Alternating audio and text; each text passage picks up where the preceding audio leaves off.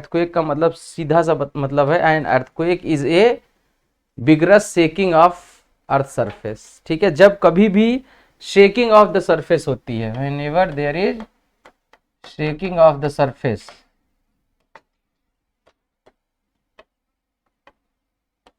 जब कहीं भी सरफेस क्या होती है, वो हिलती है, शेक होती है किसी भी कारण से, तो उसको अर्थक्वेक कहा जाता है। मतलब कि यहाँ पर ट्रेमर्स आते हैं, झटके आते हैं, और ट्रेमर्स के कारण से एक वाइब्रेशन प्रोड्यूस होता है सरफेस के ऊपर, और उस वाइब्रेशन के कारण से बहुत सारा डैमेज होता है। ठीक है, तो अर्थक्वेक यहाँ पर आप समझ सकते हो कि it is shaking of the surface of earth due to the sudden release of energy in the earth crust. तो अर्थ क्रस्ट है हमारी, जो अर्थ है, अर्थ के अंदर ऊपर ऐसे प्लेट्स हैं। ठीक है, प्लेट्स हैं, नॉट ओनली प्लेट्स, प्लेट्स के साथ साथ क्या है, रॉक मासेस हैं, रॉक्स हैं। ठीक है ना, डिफरेंट डिफरेंट टाइप की। और ये सब क्या है कि कहीं ना कहीं रॉक्स भी आपस में कन्वर्ज करते हैं, कहीं प्लेट्स आपस में कन्वर्ज करते हैं। फोल्डिंग होती है तो आप देखो, फोल्डिंग कंप्रेसिव फोर्स लग रहे हैं, सेडिमेंट्स आपस में भी कन्वर्ज करते हैं। तो ऐसे बहुत सारी जगहों पर जहां पर भी प्रेशर लगता है, फोर्स लगता है, तो वहां पर शेकिंग होने की पॉसिबिलिटी जो होती है वो काफ़ी हाई हो जाती है। तो इसके कारण से जो सरफेस होती है उसके अंदर शेकिंग होती है और रिलीज होती है एनर्जी उसके साथ में। ठीक है, तो मैंने आपको पहले ही बताया था, शुरुआत में ही हम लोगों ने इंट्रोडक्शन जब किया था, जब हमने समझा था अर्थ के स्ट्रक्चर को, तो हमने शुरू में ही देखा था कि जो शेकिंग हो रही है उसमें कौन कौन सी वेव्स ऑफ एनर्जी रिलीज होती हैं। So when energy which is inside the earth is released, ठीक है ना, because of that the surface shakes, surface जो होती है वो हिलती है और उससे अर्थक्वेक आते हैं। ठीक है, अब अर्थक्वेक की स्टडी को सिस्मोलॉजी कहा जाता है, ऑलरेडी मैं आपको पहले भी बता चुका हूं। दो पॉइंट्स होते हैं, बहुत इंपॉर्टेंट होते हैं, one is focus and another one is epicentre. So the point from where an earthquake originates, this is called as focus. ठीक है, जहां से अर्थक्वेक क्या हो रहा है, ओरिजिनेट हो रहा है, दिस इज फोकस। ठीक है, ओरिजिन के रीजन अभी हम आगे पढ़ेंगे। उसके बाद यहां से एनर्जी रिलीज हो रही है, और उसके बाद अंदर की तरफ भी वेव्स जा रहे हैं, और वेव्स क्या हो रहे हैं, ऊपर की साइड में भी वेव्स आ रहे हैं। ठीक है, तो ये जो ऊपर की तरफ जिस पॉइंट पर फर्स्ट वेव पहुंचती है, that is called as epicentre, that is called as epicentre. इन पॉइंट्स को हम लोग ऑलरेडी डिस्कस कर चुके हैं। यहां पर आप देख सकते हो सेम चीज। So this is the point from where earthquake is starting. So this point is known as focus. ठीक है, यहां से इसके जस्ट परपेंडिकुलर ऊपर जो है वो कौन सा पॉइंट होगा, एपिसेंटर होगा। अंदर भी वेव्स ऑफ एनर्जी हैं और सरफेस पे भी वेव्स ऑफ एनर्जी हैं। तो अंदर जो वेव होती हैं वो होती हैं P wave and S waves. ठीक है, उनकी प्रॉपर्टीज भी हमने देख ली हैं ऑलरेडी। और ऊपर सरफेस पे जो आपकी वेव होती हैं बेसिकली एल वेव्स होते हैं। ठीक है, तो डैमेज जो होता है, damage is always caused by the L waves. सबसे वायलेंट और डिस्ट्रक्टिव वेव्स होते हैं एल वेव्स होते हैं। ओके, अब हम लोग कॉजेज ऑफ अर्थक्वेक देखते हैं। अर्थक्वेक जो होते हैं वो किन किन चीजों से आते हैं। तो वेव्स को तो हमने कर लिया था, आई थिंक उसको दोबारा कराने की जरूरत नहीं है। ठीक है, तो कॉजेज ऑफ अर्थक्वेक में आप देखोगे अर्थक्वेक के नेचुरल कॉजेज हो सकते हैं, and there can be artificial causes of earthquake. Natural causes का मतलब क्या है कि when earthquakes are caused by because of the natural factors, natural कोई चीज हो रही है और उसके कारण से अर्थक्वेक हो रहे हैं, नेचुरल कॉजेज में आएंगे। तो नेचुरल कॉजेज में कौन कौन से हैं आप यहां पर देख सकते हो। वॉल्केनिक, ओके, नेचुरल में आपके कौन से हैं, पहला है, फर्स्ट वन इज वॉल्केनिक। ठीक है, सेकेंड वन इज, ऐसा क्यों हो रहा है, second one is tectonic, right. Third one is isostatic, and fourth one is plutonic. ये नेचुरल कॉजेज होते हैं। अब आप देखो नेचुरल में, जैसे मैंने बात करी वॉल्केनिक अर्थक्वेक की, तो हर जगह पर आप देखोगे सरफेस के नीचे, मतलब अर्थ सरफेस है, सरफेस के नीचे ऐसे एस्थेनोस्फीयर है जहां पर क्या है, magma. Magma is filled below the surface and this magma through a pipe erupts up and forms volcanic mountains। यहाँ पर ये आएगा और ऐसे वॉल्केनो का फॉर्मेशन करेगा सरफेस पे, ठीक है। तो जब ये नीचे से magma, when this magma erupts out quickly, ठीक है ना, it erupts with an explosion. जरूरी नहीं है कि हमेशा एक्सप्लोजन से ही बाहर आए, आप देखोगे अभी फिशियोर इरप्शन भी होते हैं, ठीक है, लेकिन जनरली जो एक्सप्लोसिव वॉल्केनोज होते हैं ना, explosive volcanoes generate tremors over the surface. वो शेक करते हैं सरफेस को, वो हिला देते हैं ट्रेमर्स के थ्रू, ठीक है। तो ये जब एक्सप्लोड होगा, आप सोचो वॉल्केनो, और यहां पर आ गए ट्रेमर्स आ गए, तो इसके कारण से जो वॉल्केनिक इरप्शन के कारण से ट्रेमर्स आते हैं, उनको कैसा बोला जाएगा, वॉल्केनिक अर्थक्वेक। तो आप देखो कि जब देखोगे प्लेट्स को आगे पढ़ोगे आप, तो देखोगे जो कन्वर्जिंग प्लेट्स होते हैं, earthquakes are experienced there also, और जो डाइवर्जिंग प्लेट होते हैं वहां भी अर्थक्वेक्स आते हैं। लेकिन अब आप समझो कि जहां पर प्लेट्स कन्वर्ज होंगी, वहां पर जो अर्थक्वेक आते हैं ना, they are very very explosive, वहां पर एक्सप्लोसिव अर्थक्वेक आएंगे। और जहां पर प्लेट्स डाइवर्ज होंगी, वहां पर कैसे अर्थक्वेक आएंगे, मतलब वहां एक्सप्लोजन जहां होगा वहां हाई इंटेंसिटी अर्थक्वेक आएंगे, ज्यादा डैमेज करने वाले, जिनकी रेक्टर स्केल पे वैल्यू ज्यादा होगी। लेकिन जहां पर सेपरेट होगी प्लेट्स, वहां पर अर्थक्वेक ऐसे होंगे कि जो डैमेज कम करेंगे, ठीक है, उनकी वैल्यू जो होगी वो कम होगी। तो इस तरीके से आप देखोगे वॉल्केनिक अर्थक्वेक जो होंगे ये वहां पर आएंगे जहां पर क्या है, वॉल्केनिक सरफेसेस हैं, ठीक है। ज्यादातर वॉल्केनोज जो वर्ल्ड के हैं वो वहीं पर मिलते हैं जहां पर या तो प्लेट्स क्या हो रही हैं, प्लेट्स या तो कन्वर्ज हो रही हैं, और या तो प्लेट्स जो हो रही हैं वो डाइवर्ज हो रही हैं, ठीक है। तो कन्वर्जिंग और डाइवर्जिंग रीजन्स में ऐसा होता है, ठीक है। अब वैसे ही सेकेंड अर्थक्वेक होता है, जो टाइप होता है नेचुरल, वो होता है टेक्टोनिक अर्थक्वेक, ठीक है। टेक्टोनिक अर्थक्वेक का मतलब यह है कि जहां पर प्लेट्स कन्वर्ज होती हैं। देखो it is not related to volcano, जरूरी नहीं है कि हर जगह जहां प्लेट्स कन्वर्ज हो वॉल्केनो आए ही, नहीं भी आ सकता है, ठीक है। तो जहां पर प्लेट्स क्या हो रही हैं, टकरा रही हैं, and because of plate convergence shaking of the surface हो रही है, ठीक है, वहां पर वॉल्केनो आ सकता है, लेकिन जरूरी नहीं कि आए ही, पॉसिबिलिटी हो सकती है। भाई प्लेट्स टकराई, मटेरियल नीचे टूट करके गया, मेल्ट हो गया, और मेल्ट होने के बाद क्या हो गया कि वहां से एक्सप्लोजन हो गया कहीं साइड में, वॉल्केनिक इरप्शन, तो एक जगह साइड में क्या आएगा, ट्रेमर आ सकता है। लेकिन जहां प्लेट्स कन्वर्ज हो रही हैं वहां पर भी तो ट्रेमर्स आएंगे। तो जब प्लेट के कन्वर्जेंस के कारण से ये आते हैं अर्थक्वेक, तो उनको बोला जाता है टेक्टोनिक अर्थक्वेक, ठीक है। फिर एक अर्थक्वेक होता है आइसोस्टैटिक अर्थक्वेक। आइसोस्टैटिक अर्थक्वेक ये बोलता है कि आइसोस्टैसी एक कॉन्सेप्ट है ज्योग्राफी का, वो ये कहता है कि there is relative stability between various landforms existing over the surface.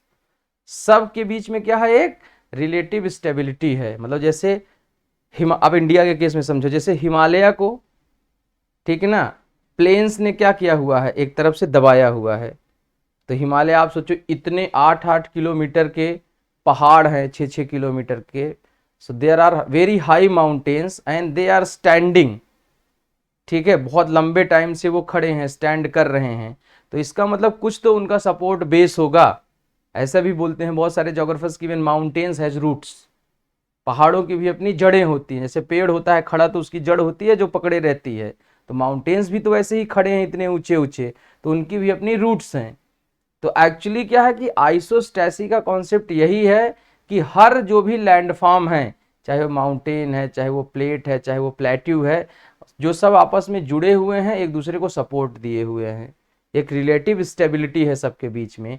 और जब ये स्टेबिलिटी डिस्टर्ब होती है तो उसके बाद क्या होती है, अर्थ स्टेबल होने की कोशिश करती है, मतलब कि हर चीज स्टेबल इक्विलिब्रियम में आने की कोशिश करती है। भाई डिस्टर्ब होगी तो इंस्टेबिलिटी आएगी, और जब वो स्टेबिलिटी स्टेब्लिश करने की कोशिश करेगी तो उसके बाद क्या होंगे, ट्रेमर्स आएंगे।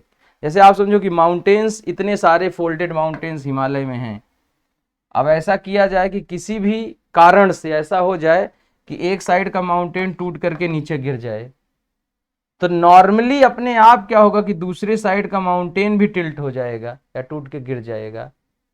ठीक है, तो जब ये गिरेगा तो ये अपने आप को सेटल करेगा कहीं ना कहीं, तो एक तो आ सकता है इसके टूटने से भी ट्रेमर्स आ सकते हैं, राइट। और सेकेंडली इसके नीचे गिरने से भी ट्रेमर्स आ सकते हैं, क्योंकि वो भी स्टेबल होने की कोशिश करेगा। तो जब इस तरीके से, जब जो समस्थिति है या आइसोस्टेसी है, जो रिलेटिव स्टेबिलिटी है, when it is disturbed by anything and earthquakes are observed, तब उसको क्या बोला जाता है, आइसोस्टैटिक अर्थक्वेक, है ना। ऐसे ही प्लूटोनिक अर्थक्वेक है, एक टाइप है पताली। कुछ अर्थक्वेक ऐसे होते हैं ना जिनका कारण ही नहीं पता होता है, बहुत डीप फोकस अर्थक्वेक जिनको आप बोलते हो, जो जमीन के बहुत अंदर जिनका वो होता है, ओरिजिन होता है, फोकस होता है, उनके बारे में कहते हैं ना कि भाई ये दैवीय, जिसको बोलते हैं सिंपल सा एकदम से, कि ये कुछ दैवीय शक्ति के कारण से हो रहा है। तो ऐसे अर्थक्वेक जिनका रीजन ही जानना, बहुत डीप फोकस होते हैं और रीजन जानना बहुत ही मुश्किल होता है, these kind of earthquakes are called as plutonic earthquake, उनको प्लूटोनिक अर्थक्वेक बोला जाता है। ठीक है, तो ये नेचुरल कॉजेज होते हैं कि जो नेचुरली ऐसे अर्थक्वेक आते हैं, इन सब कारण से आ सकते हैं या नेचुरल अर्थक्वेक होते हैं। ठीक है, ऐसे ही आर्टिफिशियली अर्थक्वेक हो सकते हैं। तो आर्टिफिशियली कैसे हो सकते हैं भाई, कहीं का ब्लास्ट हो जाए कहीं पर, है ना, जैसे न्यूक्लियर ब्लास्ट हुआ था हिरोशिमा और नागासाकी, कब हुआ था, 19 सेकेंड वर्ल्ड वॉर कब खत्म हुआ था,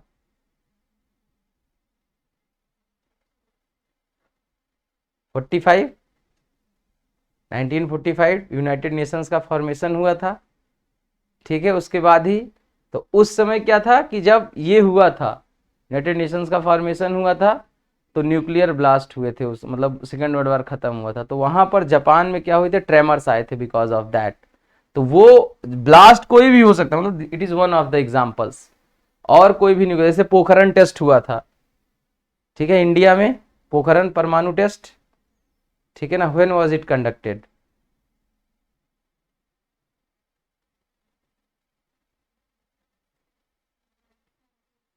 हाँ ठीक है, तो पोखरण टेस्ट जो हुआ था, पोखरण टेस्ट के टाइम पे भी क्या हुआ था कि ब्लास्ट जो है वो हुआ था, और उसके बाद जो है ट्रेमर्स आए थे ना। मूवी तुम लोग परमाणु नहीं देखे हो लग रहा है, ठीक है, उसको देखना, मतलब अच्छी मूवी है।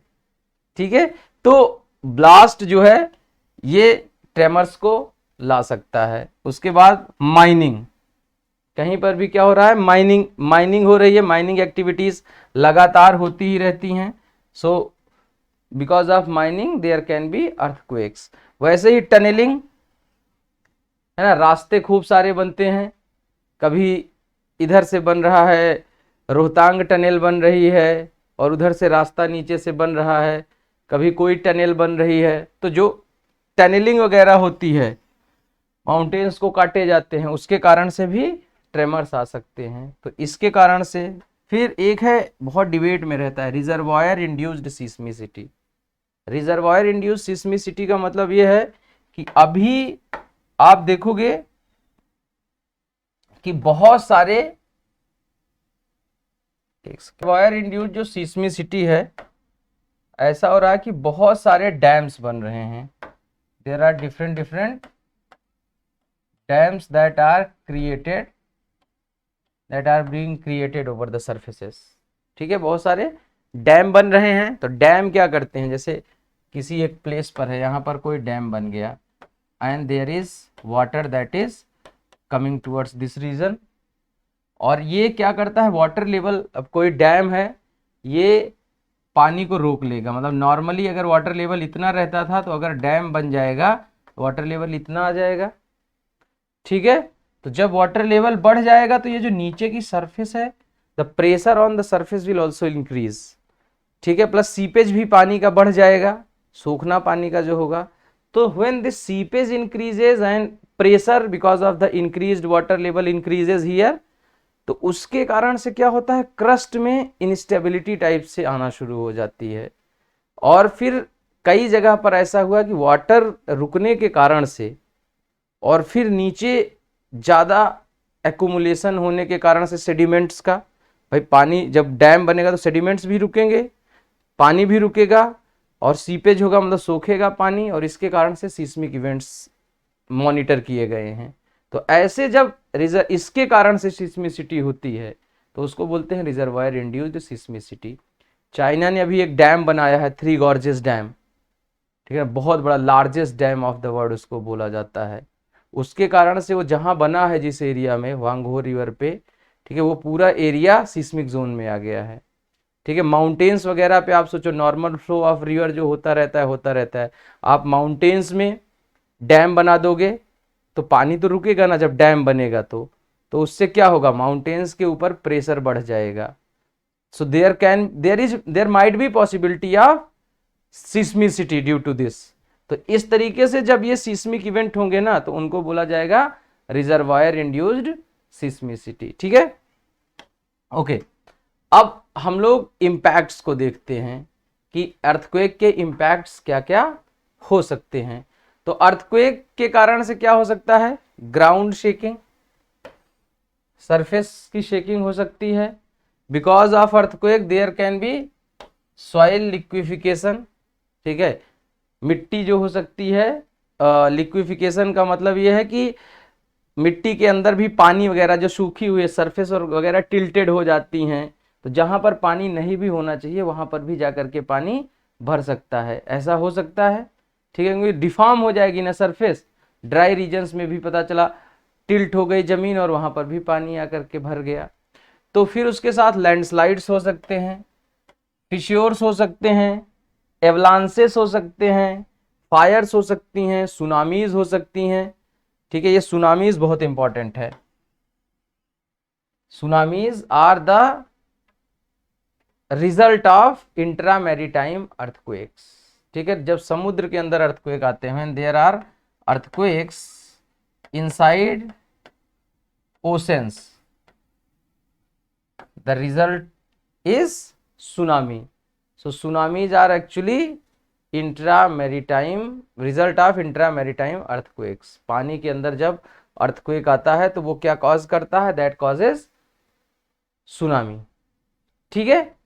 कभी भी आ जाए एग्जाम में कि सुनामी किसके द्वारा होते हैं, पैदा होते हैं, तो अल्टीमेटली सुनामी के होने का जो रीजन है वो क्या है, intra maritime earthquake.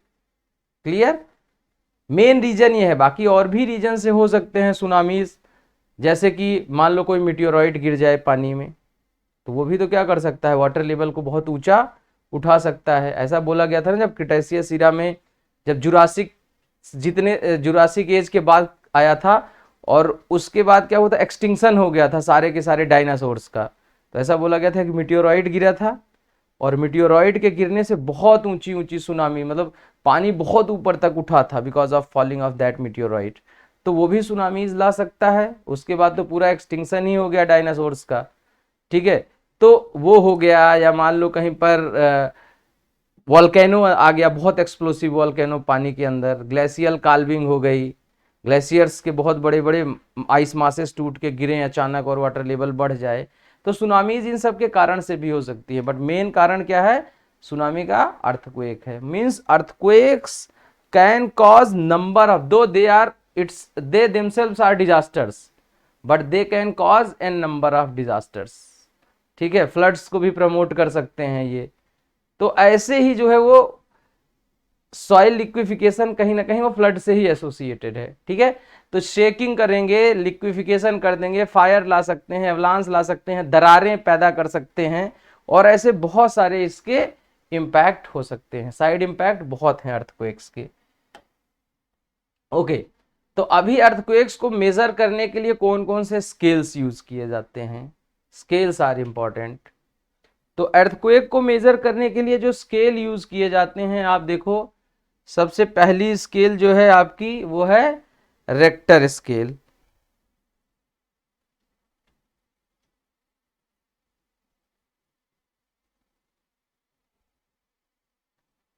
First scale of earthquake is Richter scale, ठीक है। तो ये बहुत ही वाइडली यूज्ड मेथड है रेक्टर स्केल, जो कि 1934 में डेवलप किया गया था चार्ल्स फ्रांसिस रिटर के द्वारा, ठीक है। अभी सबसे अच्छी स्केल मानी जाती है Richter scale. Richter scale is one of the most important scales that is used to monitor earthquakes today, ठीक है।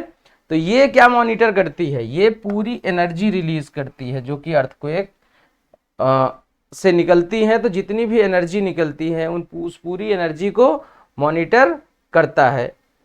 और ये स्केल जो होती है ये सिस्मोग्राफ पर मतलब मेजर करी जाती है, मतलब सिस्मोग्राफ पर जब अर्थक्वेक वेव्स मेजर होती हैं, ठीक है, तो वहीं से ही एनर्जी मेजर करी जाती है। तो ये कुल मिलाकर के सिस्मोग्राफ पे रिकॉर्ड होते हैं। ये एक बेस 10 स्केल है, it is a base 10 scale. Base 10 का मतलब क्या है, आप समझ सकते हो कि एक लेवल से दूसरे लेवल पे का जो अर्थक्वेक होगा वो 10 टाइम्स ज्यादा स्ट्रांग होता है। जैसे आप देखो अभी आया था ना, तुर्की में आया था 7.8 रेक्टर का अर्थक्वेक, ऑपरेशन दोस्त जब इंडिया ने चलाया था, ठीक है। तो अगर कहीं पर 7.9 आ जाए, ठीक है, अगर कहीं पर क्या हो जाए 7.9 आ जाए, तो 7.9 का जो डैमेजिंग कैपेसिटी होगी ना, वो डैमेजिंग कैपेसिटी जो होगी वो 10 गुना ज्यादा होगी। मतलब 1 से 2 के बीच की जो डैमेजिंग कैपेसिटी होगी 2 रेक्टर की, वो कितना होगी 10 टाइम्स स्ट्रॉन्गर होगी।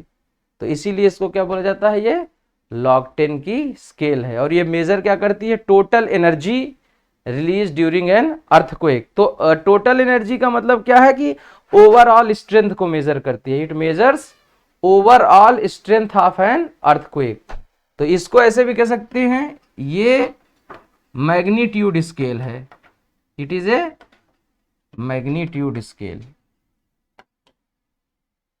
ठीक है। ये मैग्नीट्यूड मेजर करती है, मतलब कि ओवरऑल उसकी स्ट्रेंथ जो थी वो कितनी थी।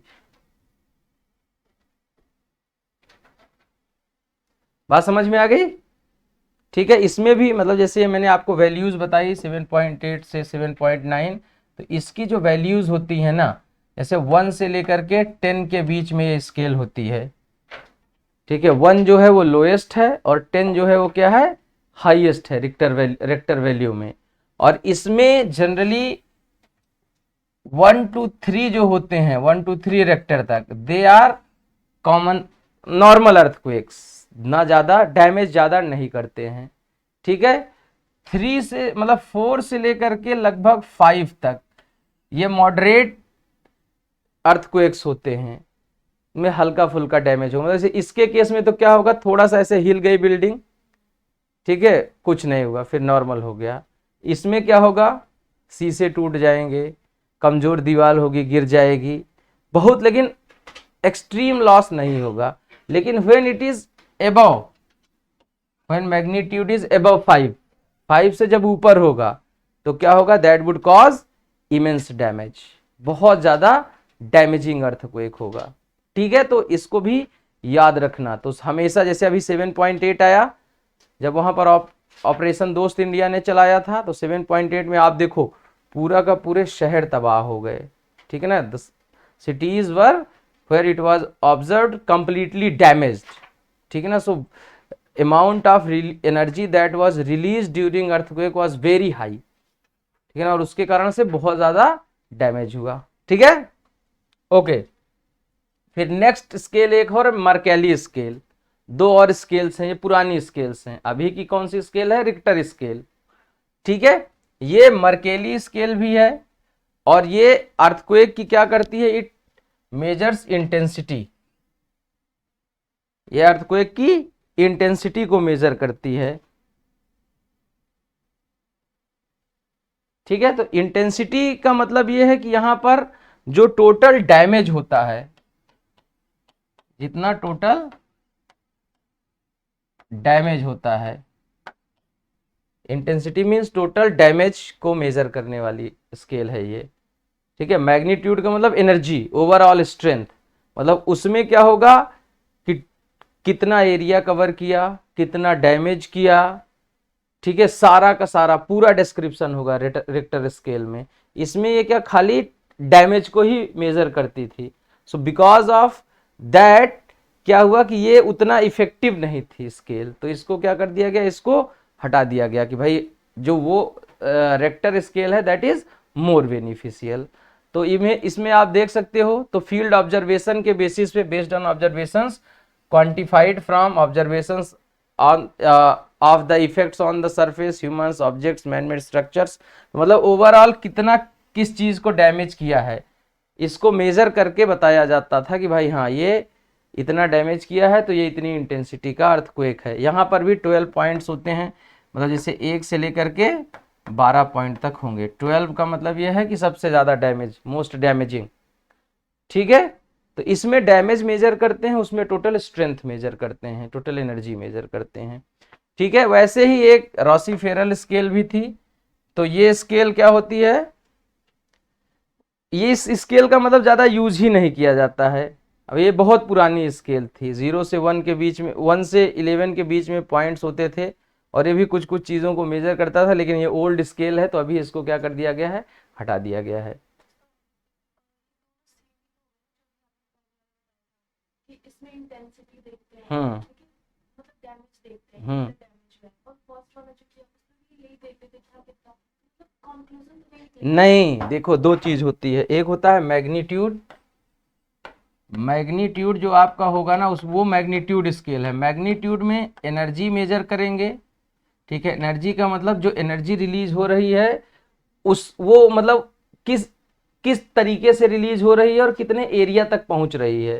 जो वेव्स हो रहे हैं ना, ऐसे मान लो कि यहाँ कोई फोकस हुआ, यहाँ पर अर्थक्वेक आया। ठीक है, अब यहाँ अर्थक्वेक आया तो आप देखोगे कि ऐसे वेव्स ऑफ एनर्जी रिलीज होती हैं, ऐसे जो एल वेव्स होंगी, जो ऊपर की तरफ की वेव्स होती हैं। तो इसमें क्या होगा, जैसे इसके ऊपर जो है मान लो 4 घर हैं। ठीक है, 4 घर में मान लो 100 लोग रह रहे हैं, 100 में से मान लो 20 लोग निकल लिए। ठीक है, और इनके घर का आधा आधा पोर्शन टूट गया। तो ये जो मेजर करेगी ना, ये इन 20 लोग और इसके बेसिस पे बताएगी कि इसकी इंटेंसिटी कितनी थी। ये क्या करेगी, ये overall size, total area, epicentre कहाँ था, कहाँ तक ये सीस्मिक वेव्स का इम्पैक्ट पहुंचा है। ठीक है, उन सब को मेजर करेगी। ठीक है, तो ये overall size and energy and intensity also, ये सब कुछ को मेजर कर, तो ज्यादा इंक्लूसिव स्केल हुई। जैसे आप देखो अभी आया था ना दिल्ली अर्थक्वेक, तो दिल्ली अर्थक्वेक का जो फोकस था, जो एपिसेंटर था वो कहाँ था, अफगानिस्तान। ठीक है, अब जो रेक्टर स्केल है उस पर जब मेजर किया जाएगा तो उसका साइज कहां तक पहुंचा, यहां तक ट्रेमर्स एक्सपीरियंस हुए ना, लेकिन वो क्या मेजर करेगी, वो जो डैमेज जहां तक हुआ वहां तक, मतलब वो बहुत ही लिमिटेड हो जाएगी। और ये जो स्केल होगी ये क्या होगी, एक तरीके से पूरा कंप्लीट साइज, स्ट्रेंथ, इंटेंसिटी सबको फिर मेजर करेगी। समझ में आ गई बात, क्लियर? ओके, अब हम लोग इसमें बहुत ही इंपॉर्टेंट एक चीज है, वो है सीस्मिक जोन्स ऑफ इंडिया। यहां से क्वेश्चन एग्जाम में पूछा जाता है। ठीक है, तो पहले हम लोग इसको देख लेते हैं, फिर रीजंस ऑफ अर्थक्वेक इस पे भी आएंगे। तो आप देखो पहले सीस्मिक जोन ऑफ इंडिया की जब बात करी जाए तो इंडिया को भी बहुत सारे सीस्मिक जोन्स में डिवाइड किया गया है। ठीक है, हिंदी वाला आज कोई नहीं है, ठीक है, okay. So it is also divided into number of seismic zones. So you can see there are 4 seismic zones that are basically existing. ठीक है, इंडिया जो डिवाइडेड है कितनी सीस्मिक जोन्स में डिवाइडेड है, it is divided into 4 seismic zones. तो actually जो Geological Survey of India है वो उसने इसकी मैपिंग करी हुई है। इंडिया को डिवाइड किया है 4 सीस्मिक जोन्स में। तो कभी ऐसे भी क्वेश्चन हो सकते हैं कि India is divided into number of seismic zones, how many seismic zones are there. पहले 5 थी, ठीक है, लेकिन अभी क्या हुआ, जोन नंबर 1 को मर्ज कर दिया गया 2 में। पहले क्या था, zone number 1, zone number 2, zone number 3, zone number 4 and zone number 5। There were 5 zones, 5 seismic zones. But actually क्या होता था कि जोन नंबर 1 जो थी ना, ये लीस्ट एक्टिव जोन थी and similar cases were seen with zone number 2 also. ये बहुत ही लीस्ट एक्टिव थी, यहां पर अर्थक्वेक्स जो आते थे ना बहुत कम आते थे। सो बिकॉज ऑफ दैट क्या हुआ कि ये अर्थक्वेक के कम आने के कारण से इनको मर्ज कर दिया गया कि दोनों जगह पर ही ऐसे ही है कि कम ही आ रहे हैं।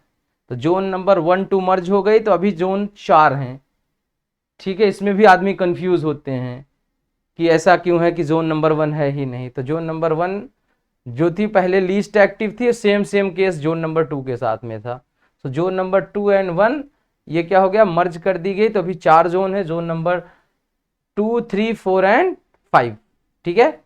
अब इसमें से जो एरिया परसेंटेज वाइज यहां पर आगे लिखा हुआ है, जोन नंबर 2 में 40% एरिया इंडिया का आता है, जोन नंबर 3 में अराउंड 30% के एरिया आता है इंडिया का, जोन नंबर 4 में 17.49 मतलब 17% के अराउंड, जोन नंबर 5 में 10.7% के अराउंड। इतना परसेंट एरिया इंडिया का कवर करते हैं ये जोन नंबर 4 और 5। Zone number 2 is least active, ये सबसे कम एक्टिव जोन है, ठीक है। मतलब यहां पर अर्थक्वेक्स बहुत कम आते हैं, means 40% of land area in India is almost safe area, ठीक है, from earthquakes. But these 3 zones are earthquake zones. यहां ये सबसे मोस्ट एक्टिव जोन है, it is most active zone. Zone number 5 is most active zone. मतलब 10%, कभी ऐसे statement आ जाए कि 10% land in India is more prone to earthquakes, is prone to high magnitude earthquakes या high intensity earthquake, ठीक है। तो यहां पर पूरी पॉसिबिलिटी है कि अर्थक्वेक्स आ सकते हैं अलग अलग इंटेंसिटी के और बहुत damaging earthquake, is prone to most damaging earthquakes, ऐसे भी हो सकता है। तो 10% जो है बहुत खतरे वाले रेड जोन में है, ठीक है। उसके बाद जोन नंबर बाकी जितना एरिया है वो थोड़ा सा कम खतरे के वाले क्षेत्र में है। तो अभी आप यहाँ पे समझ सकते हो, ये मैंने आपको बता दिया कौन सी मोस्ट एक्टिव है, कौन सी लीस्ट एक्टिव है, और ये दोनों मॉडरेटली एक्टिव हैं। ये इससे ज्यादा, मतलब जोन नंबर जो आपकी 4 है, it is more active than zone number 3। तो ये एक्टिवनेस के सीक्वेंस में है 2 3 4 5, राइट, ओके। अब यहाँ पर आप मैप पे भी इसको देख सकते हो, you can look after this on map. तो मैप में आप देखो जोन नंबर 5 में कौन कौन से एरिया आ रहे हैं, अब इनको याद रखना है आपको, ठीक है, एग्जाम के लिए इंपॉर्टेंट हैं। तो यहां पर आप देखो, ये आपका जो इधर साइड वाला एरिया है, ठीक है, जो श्रीनगर के आसपास ये जम्मू वाला एरिया है, ठीक है, ये वाला एरिया मतलब कश्मीर वाला जो एरिया है ये है इसमें। फिर उसके बाद आप यहां पर देखोगे हिमाचल प्रदेश, हिमाचल प्रदेश भी इसी में आता है, उत्तराखंड, ठीक है, Uttarakhand is also most of the areas of Uttarakhand are under zone number 5। फिर आप यहां पर देखोगे नॉर्थ बिहार, ठीक है, नॉर्थ बिहार के एरियाज आते हैं, north east India, complete north east India, it is in zone number 5, ठीक है, north east India is in zone number 5। Similarly Andaman Nicobar, it is also in zone number 5। वैसे ही Kutch region, it is in zone number 5। So zone number 5 जो हैं, these are very very important, ठीक है, इनको आपको याद रखना है कि जोन नंबर 5 में ये पूछे भी जा सकते हैं। बाकी जो हैं इससे कम एक्टिव हैं, तो आप ऐसे समझो कि जहां जोन नंबर 5 है उसके अगल बगल वाले एरिया जो होंगे that will be in zone number 4। ठीक है, तो ये कश्मीर वाला एरिया छोड़ करके लगभग इधर ये पूरा लेह लद्दाख वाला एरिया, फिर इधर साइड में आप देखोगे ये दिल्ली वाला एरिया हो गया, पंजाब वाला एरिया, ये ऐसे ही पूरा बिहार से लेते हुए, ठीक है, इधर सिक्किम वगैरह, और ये सब जो है वो किस में आ रहे हैं, जोन नंबर 4 में आ रहे हैं। ठीक है, फिर उसके बाद जोन नंबर 3, इसके ऊपर इसके बगल बगल वाले एरिया क्या होंगे, this will be under zone number 3। तो यहाँ पर येलो कलर वाला जो एरिया है that is under zone number 3। Clear? ठीक है, और ये सब जो सेंट्रल पार्ट है, मतलब मोस्टली जो सेंट्रल पार्ट है ये सब किस में है, जोन नंबर 2 में, दैट आर सेफेस्ट एरियाज। तो ये सेफ एरियाज हैं।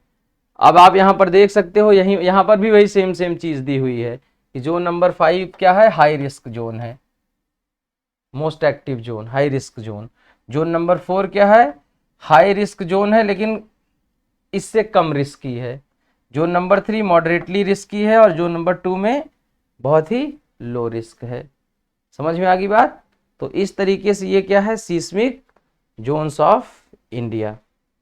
ठीक है, अब इसको आप जो है वो ध्यान में रखना। अब हेडिंग लिखो,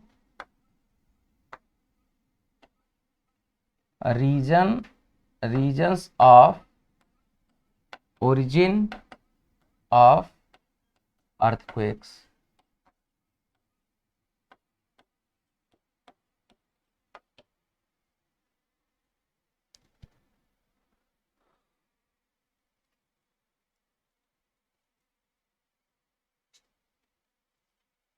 ठीक है, तो इसकी बात जो हम बोल रहे हैं reasons of origin of earthquake, तो इसमें बेसिकली जैसे हमने ये देखा था ना, कॉजेज, मेनली यही सारी चीजें हैं जो आते हैं, लेकिन मैं एक्चुअली इसको जो बताने की यहाँ पर कोशिश कर रहा हूँ वो आपको प्लेट टेक्टोनिक इंटरप्रिटेशन बताने की कोशिश कर रहा हूँ। जैसे प्लेट टेक्टोनिक्स थ्योरी है that explains well about the earthquakes how they occur. ठीक है, तो जैसे इसमें दो कॉन्सेप्ट हैं जो बहुत ही पॉपुलर हैं, जो अर्थक्वेक की ओरिजिन से रिलेटेड हैं। ये सब तो हैं ही रीजंस जो हैं। जैसे एक कॉन्सेप्ट है इलास्टिक रिबाउंड का। ठीक है, एक कॉन्सेप्ट क्या है, concept of elastic rebound. Elastic rebound का कॉन्सेप्ट ये है, H.F. रीड नाम का एक आदमी था, उन्होंने इसके बारे में बताया था कि जो रॉक्स प्रेजेंट है ना अर्थ की सरफेस के ऊपर, रॉक्स जो हैं उनके अंदर इलास्टिसिटी का गुण है। Rocks has property of elasticity. Elasticity का मतलब यह है कि रॉक्स फैलती और सिकुड़ती हैं ड्यूरिंग द समर्स। ठीक है, रॉक क्या होती हैं, वो एक्सपैंड करती हैं, और ड्यूरिंग द विंटर क्या होती हैं, वो कॉन्ट्रैक्ट करती हैं। तो ऐसे ये कॉन्ट्रैक्ट एक्सपैंड इलास्टिक होती हैं। तो एक तो ऐसा हो सकता है, इसके कारण से वेदरिंग होती है, रॉक्स टूटती हैं, आइसोस्टैटिक डिस्टर्बेंस डिस्टर्ब होता है, अर्थक्वेक आने की पॉसिबिलिटी बढ़ती है। दूसरा, जो रॉक्स होते हैं ना, जैसे हमेशा क्या होते हैं, कहीं कंप्रेस होते हैं और कहीं पर वो स्ट्रेच होते हैं। जैसे भाई एक कोई नॉर्मल रॉक है, दोनों तरफ से प्रेशर आ जाए, ठीक है, और क्या हो जाए, वो कंप्रेस हो जाए। आप ऐसे देखो जैसे हिमालय है, ठीक है, पहले हिमालय में फॉर्मेशन हुआ ट्रांस हिमालय का, राइट। ट्रांस हिमालय मतलब जो हिमालय बाहर है इंडिया के मोस्टली, ठीक है, काराकोरम, लद्दाख, लद्दाख तो फिर भी काफ़ी अंदर है, जास्कर, ये सब रेंजेस हैं जो हैं ट्रांस हिमालय का पार्ट। तो इसके बाद हिमालय का एवोल्यूशन हुआ, मतलब जो है वो ग्रेटर हिमालय।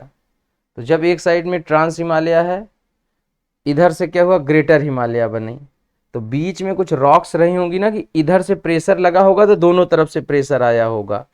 तो रॉक्स क्या होंगी, पहले सिकुड़ना शुरू हुई होंगी, मतलब लचकना जिसे आप कह सकते हैं, ठीक है ना। तो इलास्टिसिटी की कैरेक्टरिस्टिक है, एक ऐसी मतलब जो है उनके अंदर इतनी क्षमता है कि एक, जिसे आप कह सकते हैं एक सीमा तक वो जो है वो इलास्टिक हो सकती हैं। भाई रॉक्स सॉलिड मटेरियल्स है ना, लेकिन जब उनकी कैपेसिटी क्रॉस हो जाती है, when elastic capacity of rocks is crossed, तो रॉक्स क्या हो जाती हैं, टूट जाती हैं। भाई इधर से प्रेशर लगा, बीच में रॉक्स रही होंगी, क्या होंगी, पहले तो वो झुक करके मुड़ करके अपने आप को बचाने की कोशिश करी होंगी, लेकिन जब प्रेशर और बढ़ा तो क्या हुआ, टूट गई होंगी बहुत सारी रॉक्स। टूटने के बाद क्या हो गई होंगी, रीसेटल हुई होंगी। तो रीसेटल होने के उस प्रोसेस में ट्रेमर्स आए होंगे, अर्थक्वेक्स आते हैं, आए होंगे बहुत सारे अर्थक्वेक्स। तो यही मतलब इसमें जो रीजन ऑफ ओरिजिन में एक रीजन क्या है, इलास्टिक रिबाउंड भी एक रीजन है। Elastic rebound is also one of the reasons. Okay, so मैंने आपको बता दिया, क्लियर। इलास्टिक रिबाउंड क्या है कि rock has property of elasticity, ठीक है ना, and they compress and stretch according to their capacity of elasticity, ठीक है ना। But when they are either compressed और स्ट्रेच्ड बियॉन्ड द कैपेसिटी, उनकी क्षमता के बाहर जब वो स्ट्रेच होती हैं, because of that rocks break down and resettle themselves, and in this process of resettlement tremors are experienced, ठीक है। तो सिंपल सा इतना सा है कि रॉक्स जो होती हैं उनकी अपनी एक इलास्टिक कैपेसिटी है, और उस इलास्टिक कैपेसिटी के अनुरूप वो फैलती और सिकुड़ती हैं, लेकिन जब फोर्स इतना होता है कि वो इलास्टिक कैपेसिटी के बियॉन्ड हो जाता है, तो उसके बाद क्या हो जाती हैं, रॉक्स ब्रेक डाउन हो जाते हैं, ठीक है। इसको लिखना है या समझ में आ गया, आ गया ना समझ में, ठीक है, ओके। ऐसे ही अब एक दूसरा जो इंटरप्रिटेशन है वो है plate tectonic interpretation of earthquake, ठीक है। So plate tectonic interpretation of earthquake is very very important.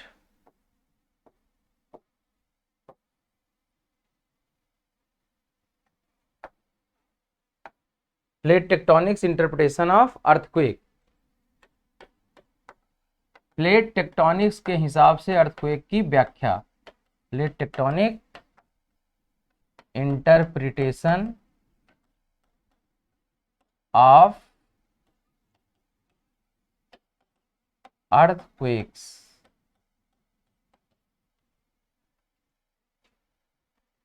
So plate tectonics according, plate tectonics क्या बोलती है, अभी टेक्टोनिक्स को हम डिटेल में भी पढ़ेंगे, बट अभी मैं आपको यहां पे बता रहा हूं।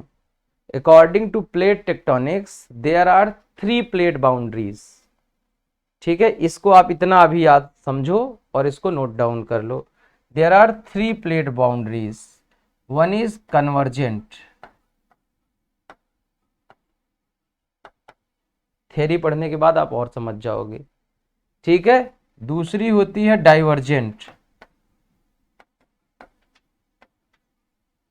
Convergent boundary, second one is divergent plate boundary, and third one is parallel plate boundary.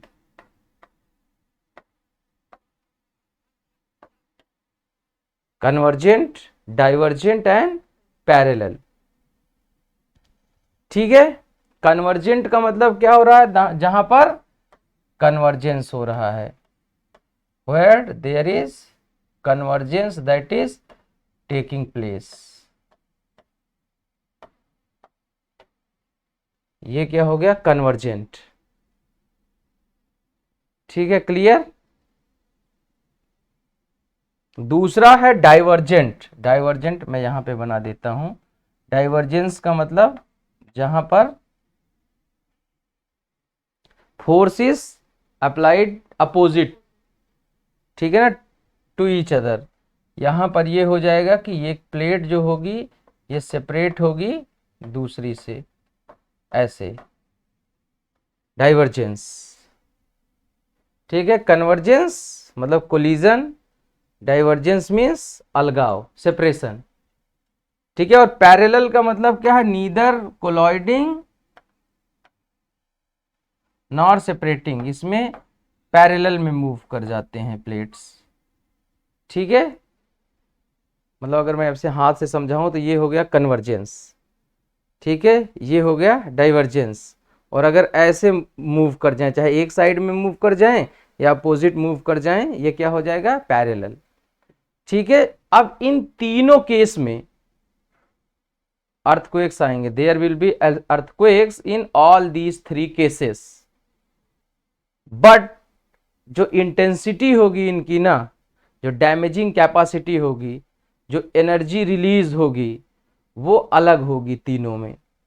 ठीक है, सबसे डिस्ट्रक्टिव कहां पर मिलेंगे, कन्वर्जेंट, जहां पर क्या हो रहा है, प्लेटें आपस में टकराहट कर रही हैं, तो वहां पर बहुत ही हाई इंटेंसिटी अर्थक्वेक आएंगे, डैमेज ज्यादा होगा। तो मतलब convergent plate boundaries are the most damaging sites, these are the most